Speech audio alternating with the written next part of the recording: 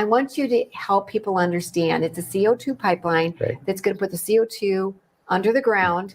Why don't you explain what the issue is? Okay, we have basically three issues we'll focus on too. The three issues are the eminent domain, which we can talk about later, the safety, in other words, if there's a leak.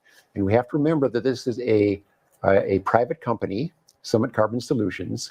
This is their first pipeline. They have never done a pipeline before, and they're saying that it's safe. So they have a large marketing and media effort. So second aspect is safety. What happens if this pipeline breaks? But even more important to the people of Burleigh County and the citizens of Bismarck, this pipeline goes from the Beck Studios here. It's about 5 or 6 miles from here. It's just outside of the ETA of Bismarck. And so our big concern, and the reason for our petition drive, is that we want to have this pipeline routed much farther from Bismarck. It's going to affect the growth and development of our community. Nobody's going to want to build around it.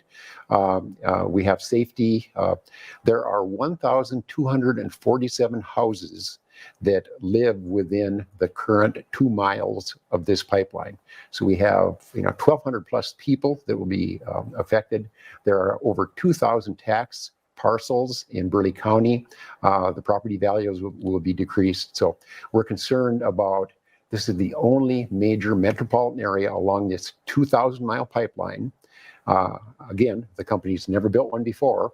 And we're concerned that there are many circumstances could arise with a leak on this pipeline that could, hurt individuals, hurt property values, and most importantly, it'll affect the growth and development of our city. Bismarck's the most beautiful city in North Dakota. I'm a little biased, but for us to have just outside of the north, northeast, and northwest of Bismarck, and this is where Bismarck grows. We're going to grow that way. We have been historically.